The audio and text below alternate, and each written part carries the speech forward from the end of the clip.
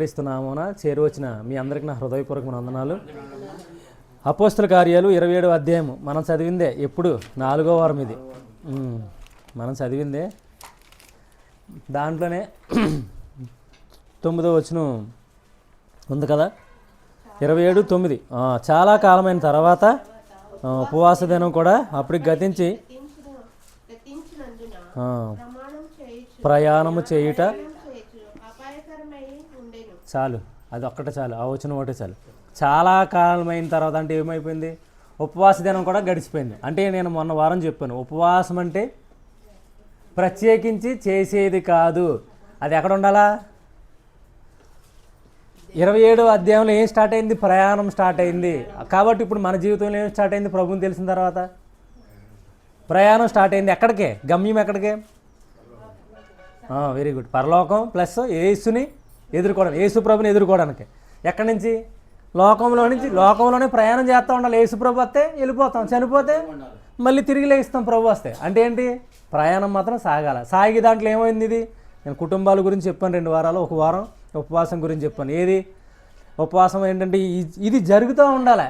కొంతమంది ఏం చేస్తున్నారు? దీన్ని తీసుకొచ్చి ఉపవాస దినాన్నే బోర్డు పెట్టి పిలిచి చెప్తున్నారు. అది తప్పు కదా.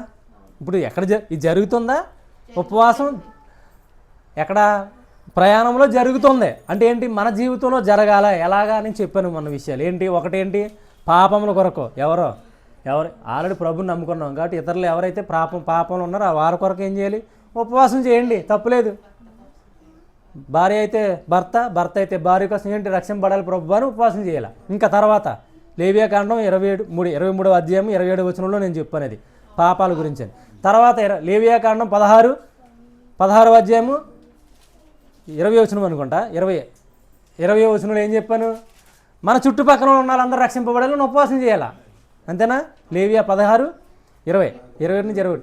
చుట్టుపక్కల ఉన్న వాళ్ళందరి కోసం ఉపవాసం చెయ్యాలా.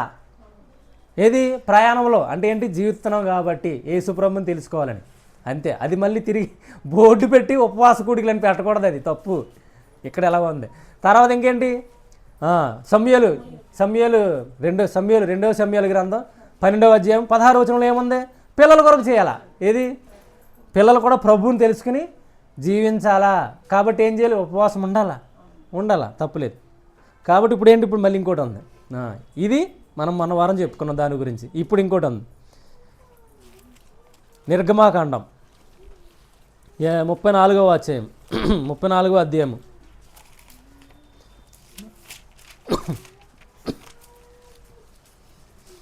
నిర్గమాకాండం 34వ అధ్యాయము 28వ వచనం చదవండి.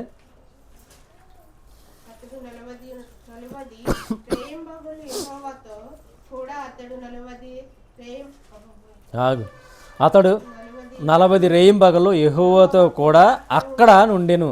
అతడు ఏం చేయలేదు? చాలు. అంటే ఏంటి? ఇప్పుడు ఇది ఉపవాసం ఎన్ని రోజులు? 40 రోజులు. ఎవరు చేశారు ఇది? మోసే. ఎందుకంట చెప్పండి. దీనికి రండి. 31వ అధ్యాయము నిర్గమాకాండం 31వ అధ్యాయము 18వ వచనం చదవండి.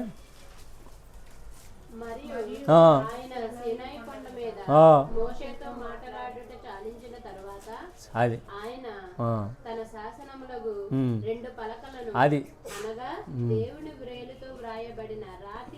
ఆగండి. దేని గురించి చేశాడు ఇది? దీన్ని బట్టి అర్థమైతే వాక్యం కొరకు. ఇందాక అంకుల్ గారు ఏం చదివించారు? ఆ దినాల్లో ఏం కరువు అంట. అంటే ఏంటి? ప్రత్యక్షత అంటే అర్థం ఏంటి? వాక్యమే. వాక్యం లేదు కాబట్టి ఏమైపోయారు? ఏలీ కుమారులు నాశనం అయిపోయారు. ఎందుకు? వాక్యం లేదు కాబట్టి ఎవరున్నారు అక్కడ? చెడ్డవారు ఉన్నారు. ఎవరో సేవకుల కింద ఎవరు ఉండాలా? ప్రభుని ఎరిగిన వారు ఉండాలా. అక్కడ ఎవరన్నా? ఏలీ కుమారులు ఎలాంటి వాళ్ళు? దుర్మార్గులు. ప్రభుని ఎరగిన వారు వచ్చి ఏం చేస్తున్నారు? సైనిస్తున్నారు. దుర్మార్గంగా పొడిసికి తీసిపోతున్నారు. లేకపోతే పచ్చి మాంసం మాకు కావాలంటున్నారు. అసలు భయభక్తులు ఎలాగొస్తాయండి? ఇంక యేసు ప్రభు తెలియదు కదా. తెలియనప్పుడు వచ్చి సేవకుడి కింద నిలబడితే ఇంకేమవుతుంది? అలా ఏం చేస్తున్నారు? సంఘాన్ని పాడు చేస్తున్నారు. సంఘస్థులు ఇసిగిపోతున్నారు. అయ్యి బాబు అక్కడికి వెళ్ళడం కంటే మానేడు మేలని ఆ రోజుల్లో మానేశారు ఇశ్రాయేలు. కాబట్టి ఎవరికి కోపం వచ్చింది? దేవుడికి కోపం వచ్చింది. కాబట్టి ఇప్పుడు ఏం చేశాడు మోసే? వాక్యం కొరకు. వాక్యం లేదని ఏం చేయాలా? నా సేవకుడు వాక్శక్తి ఇవ్వాలి. మా సేవకులకి అది 40 రోజులని కాదు, ఉపవాసం చేయాలి అప్పుడు. అది అలాగా బోర్డు పెట్టుకుని కాదు, ఖచ్చితంగా మన జీవితంలో జరగాల. అంతేగాని ఊరందరూ తిరిగి నేను ఉపవాసం చేస్తున్నానని చెప్పొద్దని ప్రభు చెప్పాడు మత్తయి సువార్త 6వ అధ్యాయంలో. అసలు కొంచెం కూడా జ్ఞానం లేకుండా ఏం చేస్తున్నారో తెలియట్లే. ఉపవాసం ఉన్నప్పుడు ఇంట్లో ఉండు, నువ్వు ఇంట్లో కూర్చో, తల మీద ముసుకేసుకుని ఇంట్లోకి వెళ్ళి ప్రార్థన చేయండి అంటే 50 రోజులు ప్రార్థన ఇలాగ పెడుతున్నారు. ఎంత అన్యాయమో. ఉపవాసం ఉంటున్నాం అంటే ఏంటి? ఎవరికి గొప్పది? ఉపవాసం ఉంటున్నామని చెప్తే ఎవరికి గొప్ప? అమ్మో ఆవిడ పాపం చాలా గొప్ప. ఎందుకు? మనుషులకి అనమాట. అది మహిమ ఎవరికి వెళ్తుంది? అయ్యి బాబా ఆవిడ ఇది శుక్రవారం ఉపవాసం ఉంటుంది, మంగళవారం ఉంటుంది, ఆవిడ అసలు ఎలా ఉంటుంది అనుకుంటున్నారంటే ఎవరికి వెళ్తుంది? అది ఆవిడకి వెళ్తుంది. దేవుడికి రావాల మహిమ. ఎస్ఏ గ్రంథంలో చెప్తున్నాడు, నా మహిమ నేను ఎవరికి ఇచ్చేవాడిని కాదు అంటే ఎవరికి దేవుడికి రావాలి కానీ వ్యక్తులకి వెళ్ళకూడదు.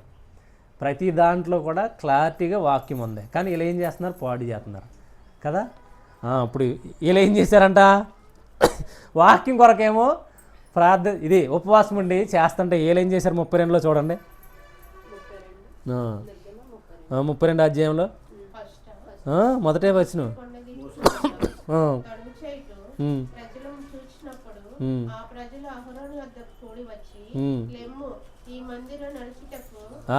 మా ముందర నడుచుటకు ఒక దేవతను మా కొరకు చేయుము, ఐగుప్తులో నుండి ఈ మోసే అనేవాడు ఏమైనా మాకు తెలియదని అతనితో చెప్పిరి. అందుకు ఏం చెప్తున్నాడు? మీ భార్యలకును మీ కుమారులను మీ కుమార్తెలకు చెవులకున్న బంగారు పోగులను తీసి నా యొద్దకు తెండని వారితో చెప్పగా ప్రజలందరూ తమ చెవులకున్న బంగారు పోగులను తీసి అహరోను యొద్దకు తెచ్చిరి. అతడు వారి యొద్ద వాటిని తీసుకొని పొగరుతో రూపము ఏర్పరచిరి. దానిని పోతపోసి దూడగా చేసెను. అప్పుడు వారు, ఓ ఇశ్రాయేలు, ఐగుప్తు దేశంలో నుండి నిన్ను రప్పించిన నీ దేవుడు ఇదే అనేది. చాలు, చూసారు ఎంత దారుణంగా ఉన్నారు. ఇప్పుడు ఎవరిని ఇప్పుడు సేవకుడు సరిగ్గా ఉంటే ప్రజలు ఎలా ఉంటున్నారో, నువ్వు సరిగ్గా కూర్చో తల్లి, కూర్చో కాసేపు వెళ్ళిపోదు. ప్రజలు ఎలా ఉన్నారో ఇప్పుడు దీన్ని బట్టి అర్థం ఏమైంది? సేవకుడేమో పాపం వాక్యం కొరకు ఉపవాసం చేస్తున్నాడు, ప్రజలు ఎలాగున్నారో సంఘస్థులు ఏంటి? ఆగండి, ఇప్పుడు ఏం చేస్తున్నారు? ధనం. ఇప్పుడు ఇదేంటిది? బంగారం అంటే ఏంటి అర్థం? ధనం. ధనం ధనం మీద ఉన్నారు. ఇప్పుడు ఎలా ఉంది మైండ్ అంతా? ఎక్కడికి వెళ్ళిపోతుంది? ధనం. వాస్తవంగా ధనం లేకుండా మనం లేము, ఎందుకు బ్రతకలేము. అది అందరికీ తెలిసిన ఇదే, కొత్తగా చెప్పేది ఏం లేదు. కానీ ప్రభు లేకపోతే ఇంకెక్కడ? ఇప్పుడు తెల్లారి పొద్దున మనం పడుకున్నామండి, లేచామంటే మనం, లేకపోతే వెళ్ళిపోవాలా. మరి ఇప్పుడు లేకుండా మనం లెగిసాం కాబట్టి ఎవరు ఇస్తున్నారు బలం? ధనం సంపాదించుకోవడానికి దేవుడు ఇస్తున్నాడు. అందుకే చెప్తున్నాడు మత్తయి సువార్త 6వ అధ్యాయంలో ఏది 2 గువ్వలు అమ్మబడతాయి కూడా 2 కాసులకి, దేవుని ఆజ్ఞ లేకుండా 2 కాసులు కూడా అమ్మబడవు అని ప్రభు చెప్తున్నాడు. అంటే అద్భుతమైన మాట ఏంటంటారు అది? అంటే దేవుని మాట లేకపోతే ఏం చేయలేము, మనం లెగలేము, మనం సంపాదించుకోలేము. మరి దేవునికి సమయం ఇవ్వాలిగా. సమయం లేదు అంటే ఎలాగా? మరి దేవునికి ఇవ్వాలిగా. ఇప్పుడు ధనం గురించి ప్రయాసపడుతుంటే ధనం ఏముంది? ఒకడు చెప్పాడు లోకాసు వార్త 12వ అధ్యాయంలో ఏమన్నాడు? పంట బాగా పండింది, బాగా పండితే ఏమన్నాడంట? నా ప్రాణమా ఏం చేశాడు? పంటనంతా ఏం చేశాడు? అసలు ఈ పంట అంతా ఏం చేయాలి అర్థం కావట్లేదని కొట్టులు కట్టించుకుని కొట్టుల్లో పెట్టి దాన్ని అప్పుడేమనుకుంటున్నాడు? నా ప్రాణమా తినుము త్రాగుము సుఖించుము అన్నప్పుడు ఏమంటున్నారు?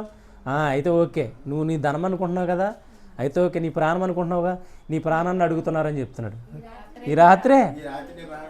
కాబట్టి ఇక్కడేంటి? ధనం మీద ఉంటున్నారు. ఏమంటున్నారు? మరీ ఘోరంగా ఇందాక మనం చదివి ఎక్కడ ఈ 4వ వచనంలో ఏమన్నా తెలుసా? ఓ ఇశ్రాయేలు, ఐగుప్తులో నుండి నేను తీసుకొచ్చింది ఇదేనంట. ధనమేనా? ధనం తీసుకొచ్చిందా? సరే చూడండి, ఏది? కీర్తనల గ్రంథం 49వ అధ్యాయం. తొందరగా చూస్తే తొందరగా అయిపోద్ది, ఇంక మనకు సమయం లేదు. కీర్తనల గ్రంథం 49వ అధ్యాయము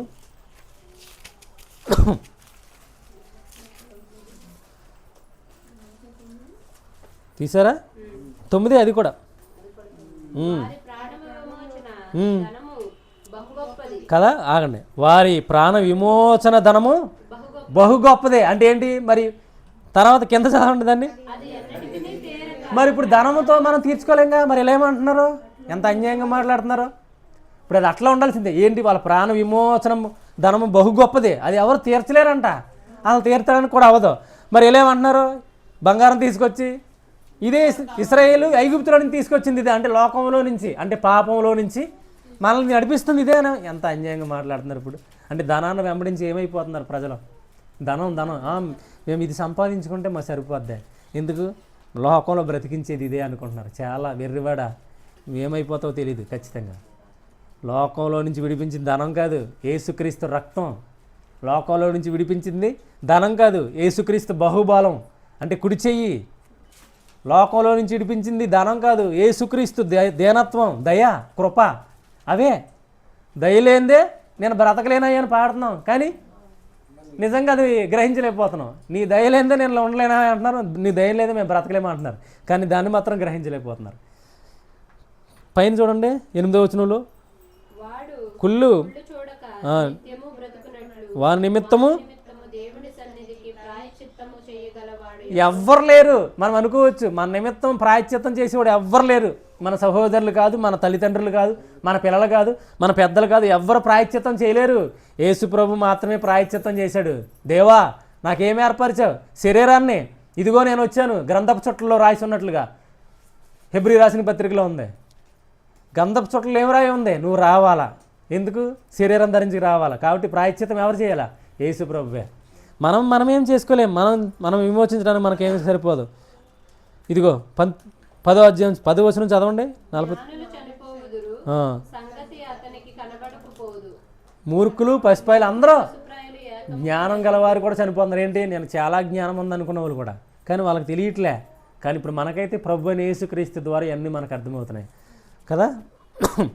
మంచిది. రండి మళ్ళీ నిర్గమాకాండం 34వ అధ్యాయం. కాబట్టి ధనం వల్ల మనం ఇడిపించబడలేము. తినడానికి, బ్రతకడానికి, అవసరాలు తీర్చుకోవడానికి పనిచేద్ది. కానీ మనం అనుకోవచ్చు కొన్నిసార్లు ధనం ఉంటే మనం గడిచిపోద్దని.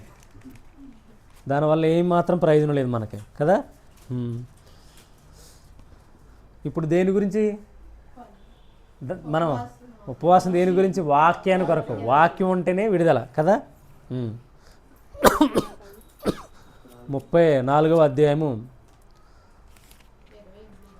34వ అధ్యాయము లేదు చెప్తున్నాను.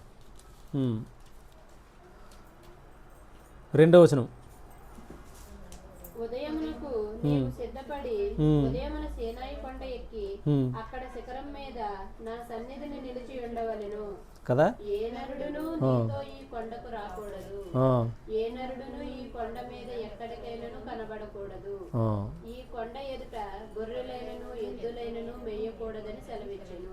కాబట్టి ఆగండి, ఎంత దారుణంగా చెప్తున్నారు. ఎందుకు? ఇలా ఏం చేశారు? ధనాన్ని వెంబడిస్తే ఆయనకి ఎంత కోపమో చూసారా. 32 ఎవరిని వెంబడించారు? ఈ మూసి అన్నవాడు ఏమైపోతే తెలియదు కాబట్టి మేము ఏం చేయాలా?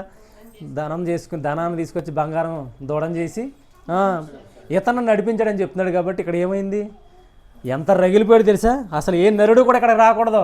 ఎవడైనా సరే దీన్ని తలిగితే చంపేయాలా అంటే అప్పట్లో అంత కోపం ఉంది. ఇప్పుడు ఎవరో ఆ కోపాన్ని భరించింది యేసు ప్రభు, ఆ భారాన్ని భరించింది యేసు ప్రభు. చూడండి మళ్ళీ కావాలితే ఇది అంత కోపమో చూడండి. హెబ్రీలకు రాసిన పత్రిక 12వ అధ్యాయం. హెబ్రీలు 12. మీకు అర్థమైందా ఏంటి? లైన్లో వచ్చారు చెప్పండి. అసలు ఇప్పుడు ధనాన్ని వెంబడిస్తే ఎంత కోపం వస్తుంది? వాక్యాన్ని వెంబడించకుండా ధనాన్ని వెంబడిస్తే ఏంటంట? ఏ నరుడు కూడా కొండకు సమీపించకూడదు. అంటే ఏంటి? దేవుని సన్నిధికి రాకూడదు. వస్తే చచ్చిపోవాలి. నువ్వు ఒక్కడే పైకి ఎక్కువ మోసే వాళ్ళు అసలు దరిదాపులో రానవద్దు. కనీసం పశువైనా, ఎద్దైనా, గొర్రెైనా మేయకూడదు ఎక్కడ అని చెప్తున్నాడు 12వ అధ్యాయము. హెబ్రీలకు రాసిన పత్రిక 12వ అధ్యాయము చెప్తున్నాను చూడండి. 18వ వచనం. తెలుసుకున్న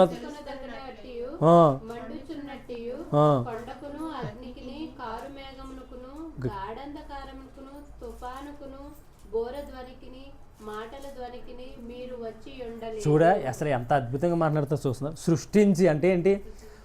సృజించి అంటే అక్కడ సృజించిన దాన్ని చూసింది ఎవరంట? తెలుసుకొనదగినట్టును, మండుచున్నట్టు, కొండకును, అగ్నికిని, కారు మేఘమునకును, గాఢాంధకారమునకును, తుఫానుకును, బోరధ్వనికిని, మాటల ధ్వనికిని మీరు వచ్చి ఉండలేదు. అప్పుడు ఎవరు వెళ్ళారు అక్కడికే?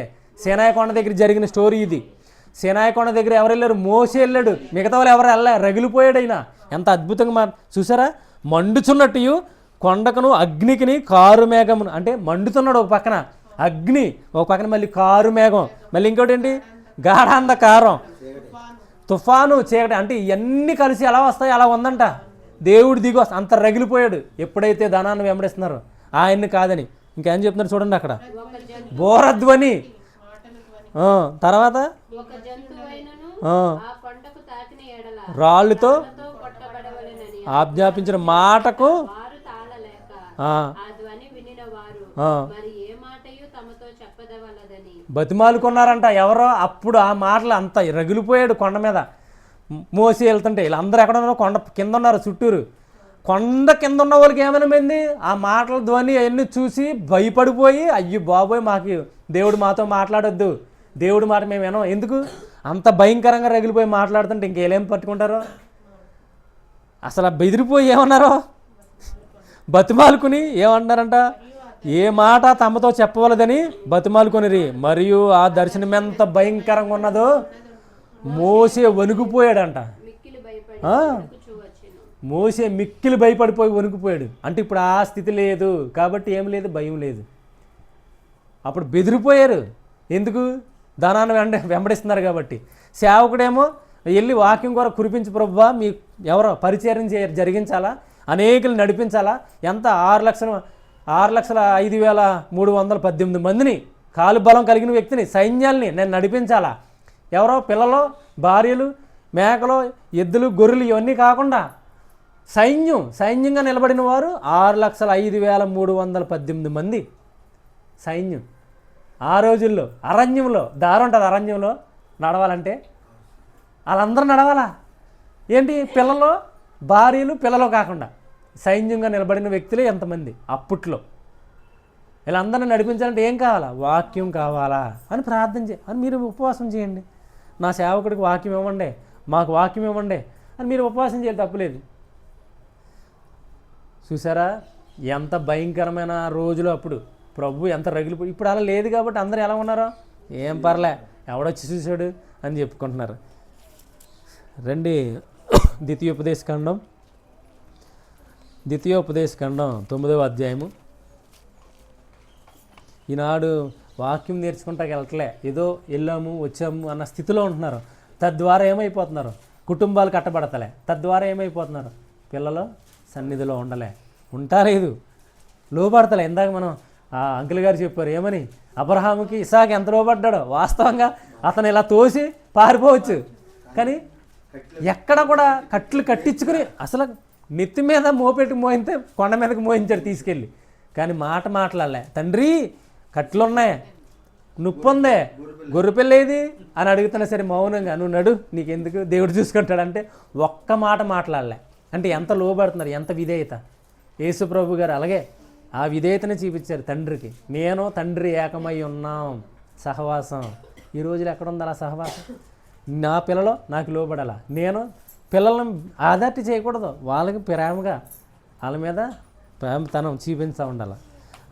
మనం ఎక్కడికి వచ్చాము, ద్వితీయోపదేశకాండం 9వ అధ్యాయము 28వ లేదు ఇది 18వ వచనం.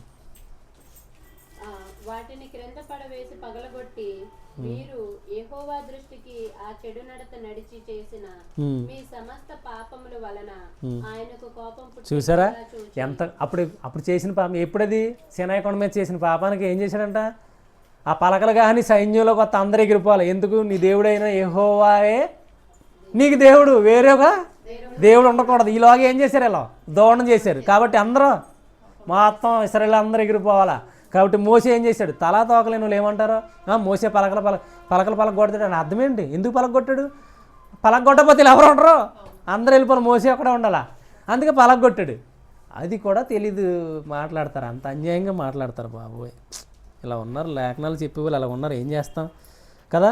అప్పుడు ఏం చేశాడంట, మునుపటి వలె అన్నపానములు మాని 40 పగలు 40 రాత్రులు నేను యెహోవా సన్నిధిని సాగిలపడితి. అర్థం ఏంటి, మళ్ళీ మునుపటి వాళ్ళు అంటే ఇంకో ఎన్ని రోజులు, మళ్ళీ 40 రోజులు. ఎందుకు, ప్రభువా ఇలా వాక్యాన్ని వెంబడించకుండా ధనాన్ని వెంబడిస్తున్నారని మళ్ళీ తిరిగి ఉపవాసం చేశాడు. అంటే ఏంటి, మన జీవితంలో ఉపవాసం రావాలా, మనం ప్రత్యేకించి బోర్డు పెట్టుకుంటే రాదో. అది తెలియని వాళ్ళు వెళ్తారు అలాగా, తెలియని వాళ్ళు చేస్తారు అలాగా. ఏది మేము ఉపవాసం చేస్తున్నాం రెండోహు అని. ఏంటది సాటింపు? మన జీవితంలో ఈరోజు అలాగే అయిపోయింది పరిస్థితులు. వాక్యం తెలియక, వాక్యం నేర్చుకోక ఈ పరిస్థితులు కూడా వెళ్తున్నారు. ఎంత దారుణమైన పరిస్థితులు ఈ లోకంలో ఉంటున్నాయో మనం చూడాలి, సంఘంలో ఉన్న వ్యక్తుల వల్ల. సరే, ఇక్కడ ఇలా జరిగింది కదా వాళ్ళ కొరకు. ఇంకొకటి ఉన్నారు ఇప్పుడు, ఎవరో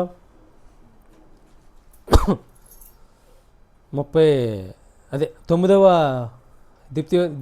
ద్వితీయోపదేశకాండం 9వ అధ్యాయము 28వ వచనం చూడండి.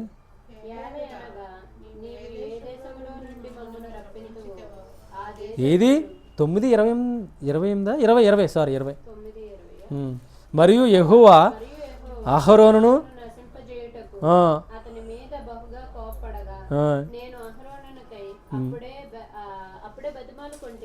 అంతే చాలు. ఇప్పుడు ఎవరి మీద, ఇంకోటి ఎవరి మీద ఉంది అంటే అహరోన్ అంటే ఎవరు? సేవకుడు. యాజకత్వం చేసేది ఎవరో? అహరోను. అప్పుడు మోసే సేవకుడే, అహరోను కూడా. అహరోను సేవకుడు కాబట్టి ఇప్పుడు సేవకుడి మీద కూడా కోపం ఉందా లేదా? కానీ ఏం చేస్తాడో? ఏమీ చేయట్లేదు. అప్పుడు అయితే ఉంది. ఇప్పుడు సేవకుల గురించి కూడా మనం ప్రార్థన చేయాలి. ఎందుకు ఇక్కడ ఉంది కదా, ఏమనుంటున్నాడు? అప్పుడు మరియు యెహోవా అహరోనును నశింపజేయుటకు అతని మీదకి బహుగా కోపపడగా నేను అహరోనుకై అప్పుడే బ్రతిమాలి కొంటిని కదా. ఇప్పుడు అహరోను మీద కూడా కోపం ఉంది కాబట్టి వాళ్ళ గురించి కూడా మనం ఉపవాసం చేయాలి. అది మన ఇష్టం, మన బలవంతంగా చేయాల్సిన స్థితి లేదు. మనకు నచ్చితే, మనకు అనుకుంటే మనం చేయవచ్చు. ప్రభువా సేవకులను కూడా మార్చండి, నేర్పించేలాగా, వాక్యం వాళ్ళకి అందేలాగా చేయండి అని మనం చేయవచ్చు ప్రార్థన చేసుకుంటూ. తర్వాత ఇంకొకరు ఎవరున్నారు కింద?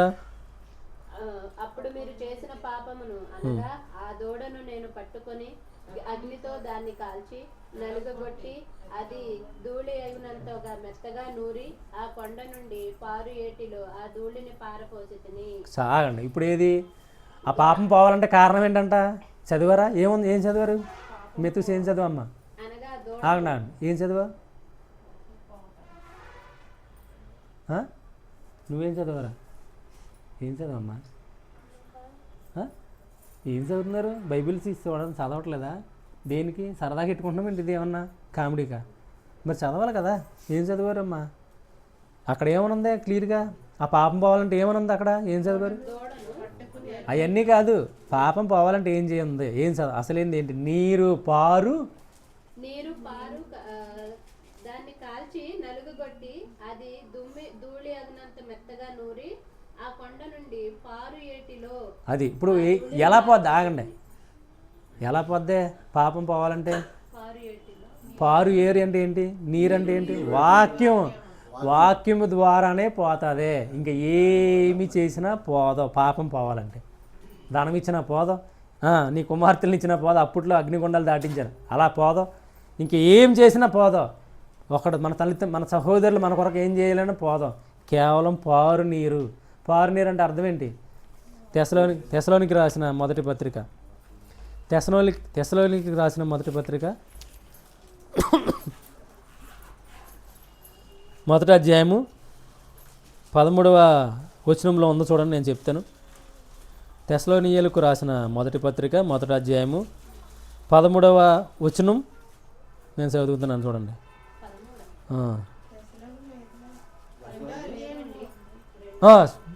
మొదటి పత్రిక 1వ అధ్యాయం 13వ వచనం. సారీ, కింద ఉంది ఇక్కడ. 2వ అధ్యాయం 13వ వచనం. అంత అవసరం లేదు, నేను చెప్తున్నాను చూడండి. ఆ వాక్యమే ఉందా క్లియర్గా? చాలా గ్యాప్ ఇచ్చాడు అక్కడ కింద. అదిగో ఆ వాక్యమే. అవును సహోదరులారా, మీరు